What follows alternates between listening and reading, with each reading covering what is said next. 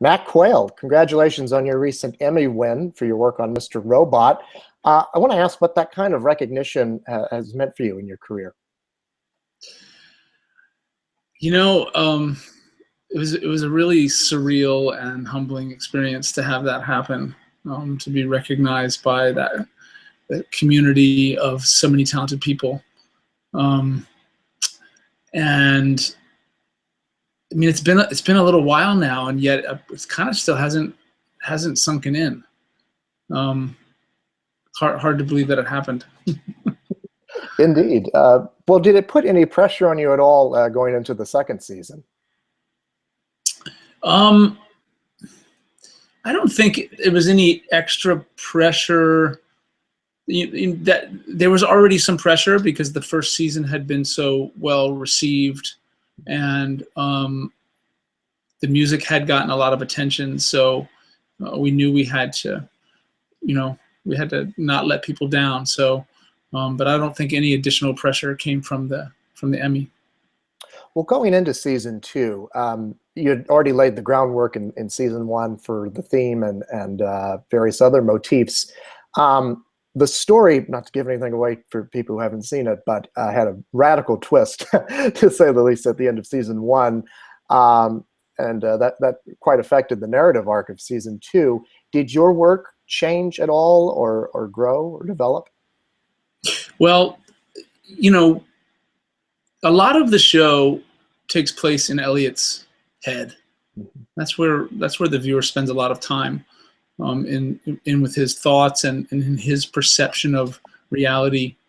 And I think season two, went even further than season one. So much of it was just happening in Elliot's head, and so our thoughts about the music was that we could build upon what we had done in season one, which was a almost completely electronic score, and maybe get a little more emotion out of it by adding some real, a little bit of real instrumentation. We'd use some strings, mostly, and a couple other things, just to give another color, to hopefully pull us even deeper into Elliot's subconscious.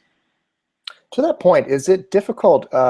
You work in a variety of different kind of styles and genres. Is it difficult writing music for a story that is so internal? I wouldn't say. I wouldn't say so. For me, so much that's going on in Elliot's head is it's tension, it's paranoia, it's stress.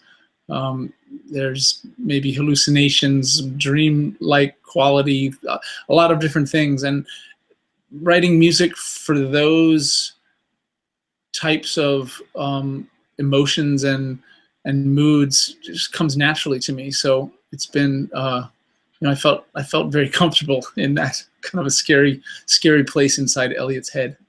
Right. Working with Sam Esmail, who is the executive producer and creator of the show and directed all 12 of this season's episodes. What was that collaboration like, and what is the benefit of working with someone who has basically put their creative stamp on the entire season? Well, Sam, is very hands-on. He likes to he likes to put, like you said, his creative stamp on sort of every element of the production and post-production, and music is no exception. So there was a lot of back and forth about, what was going to be the right tone for a particular scene, and finding the right sounds, the right mood. So yeah, it was a collaboration that I feel mostly worked pretty well to get the music in a place that helped tell the story he wanted to tell.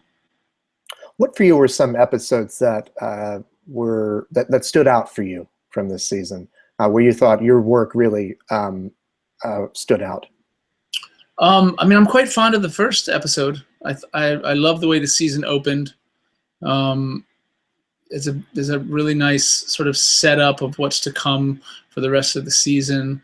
There was a lot of new music in that episode. I was quite fond of that. The the episode with well, I don't want to give it away as a spoiler, but there's an episode that's the first half of it really took place in this sort of a hallucination happening in Elliot's mind, and I was really happy with how the music helped get all of that across. I know which one you're talking about. I won't spoil it for anybody either. Now, are you working on season 3 right now? Is that currently? They've just started shooting. Okay, right. So maybe July. I'm not exactly sure, but it's coming. Switching gears, this year also finds you back working with Ryan Murphy, another very distinct voice in television. You've had a couple of projects with him this year. You were on board for another American Horror Story, Roanoke. You were on for another season of Scream Queens, and you also did Feud, Betty and Joan. I guess the first question is, where do you find time to sleep in between composing all this music? Yeah, it got a little hectic. As several months last year were really crazy with a bunch of shows happening at once. But somehow we managed to get it done. Well, let's talk about Roanoke first. Roanoke is the latest installment of American Horror Story. You first came on during Freak Show, I believe. That was your first season 4, yes. Which got you your first Emmy nomination, in fact. Yes. So Roanoke is very unique in the American Horror Story canon, both stylistically and storytelling-wise. Can you talk a bit about how that affected your music? I first learned about what they were going to do, just maybe a month before I started working on it. They'd kept it under wraps. Unlike previous seasons, they didn't announce the theme. And I was really impressed. I thought that was a very clever idea. And so, the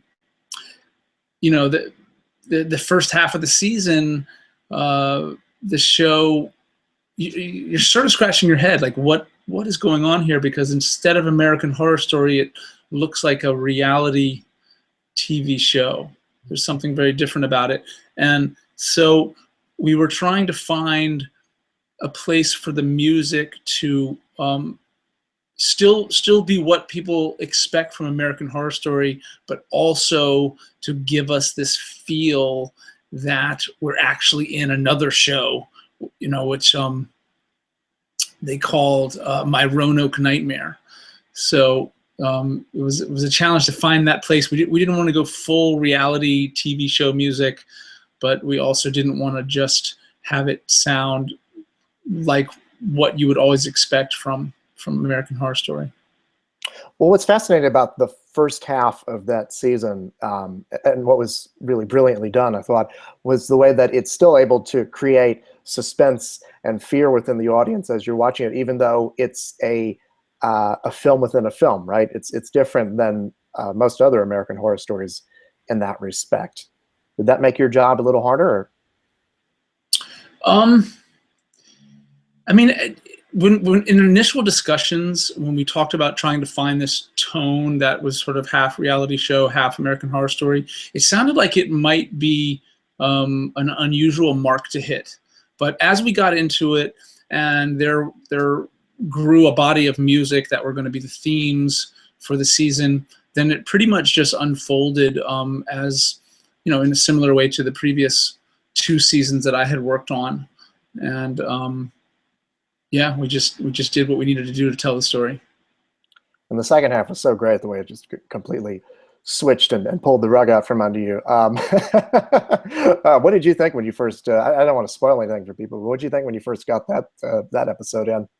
Yeah, no, that I had gotten a little bit of advance notice that there was going to be this shift halfway through, and to me, that just built upon the very clever idea they'd had to start the season to now, go sort of outside of this reality show and then sort of, about the making of it, and now the cast members and the real people are interacting. I mean, it was a lot of fun.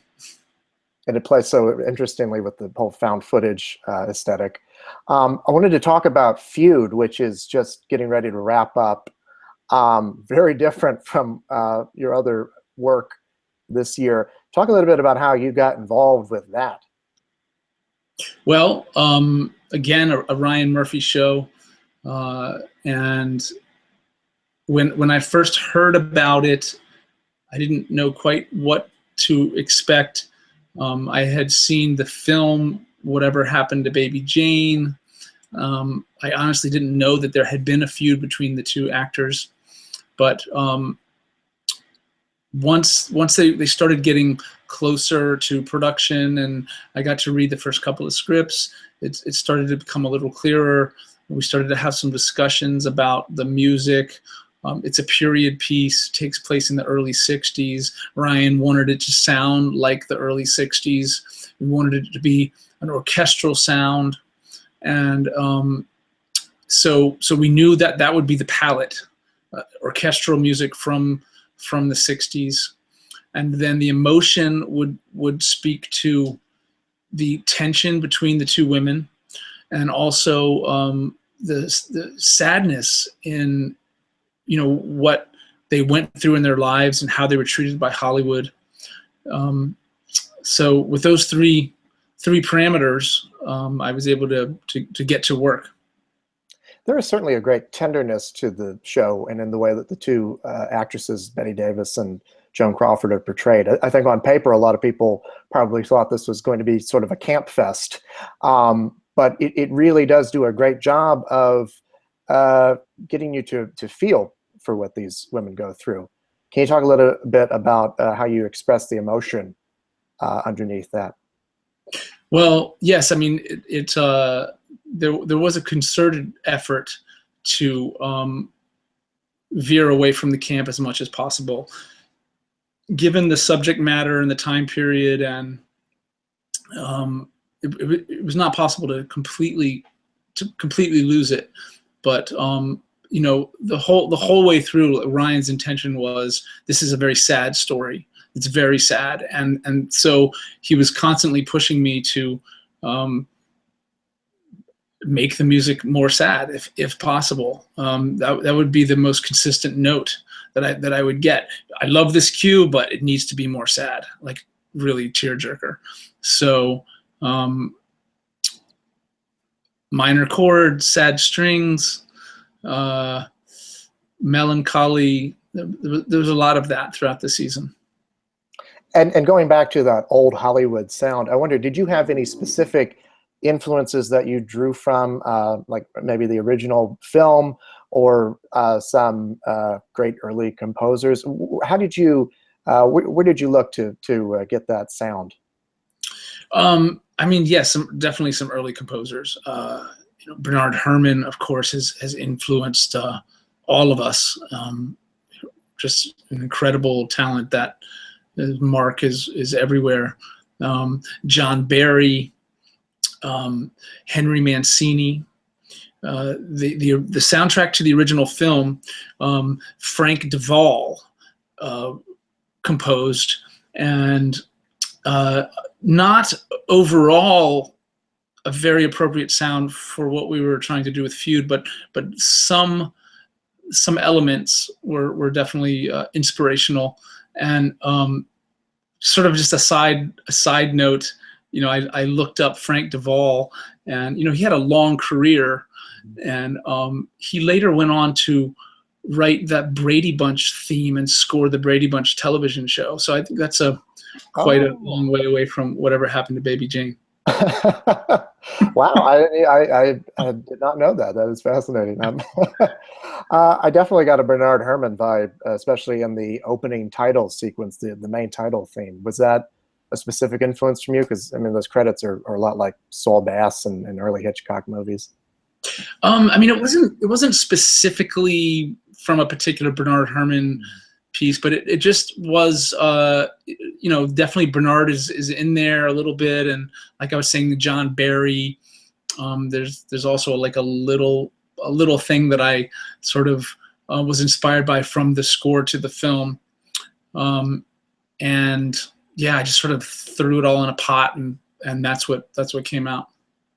We talked about this earlier with Mr. Robot, but what for you was a specific standout episode of Feud? Or do you think of it more as, since it is a limited series, more as a whole?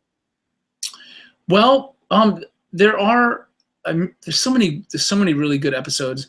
The first episode, you know, I'm usually quite fond of the first batch of music that I write for any project, and so that first episode established many of the themes that got used through the season. I'm quite fond of that. The Oscar episode, I'm quite fond of that. That was a lot of fun.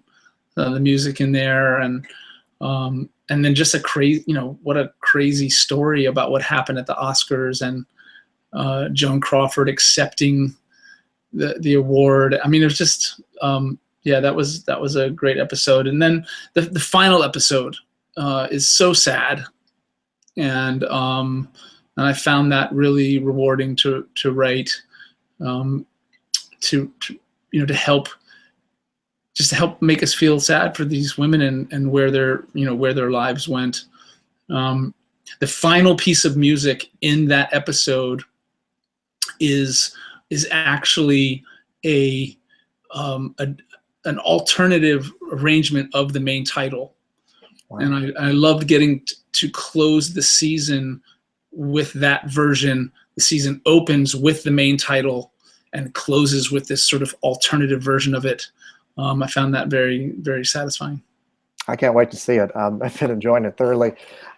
You work with Ryan Murphy so much. What is that collaboration like between the two of you? How's it grown over these years? Ryan, he's very much a big picture guy when it comes to music. So he'll just give me these big notes, overall notes about tone, rather than getting in there and being like, well, this is great, but at this one point, there's too many notes, or there's too many, it needs to shift. He's more about like just the big picture. And for Feud, like I said, it was about the sadness. On Scream Queens, it was about, I want harpsichord. I'm hearing harpsichord, and so harpsichord became this main instrument throughout the entire 2 seasons. And that's, I think we work well together that way. He gives me some parameters. I write music, and he either asks me to write something else or just gives me a big note about what it needs to do. One last question. Are you coming back for the next season of American Horror Story? Yes. So it's been said it's going to focus on this last election. I wonder if your music can live up to the actual horror of, of it. Are you intimidated by that at all? Yeah. I mean, can anything live up to the horror of this last election? It's not clear to me. And it's quite funny because before it was announced that would be the theme, certainly around my household, it was a joke. Like, oh, this is, yeah, we're living in a real American Horror Story now. So I guess be careful what you wish for. Right. Well, Mac Quayle, thank you so much. It's always a pleasure, and congratulations on all your work this last year, and have a good one. All right. Thanks so much. You're welcome.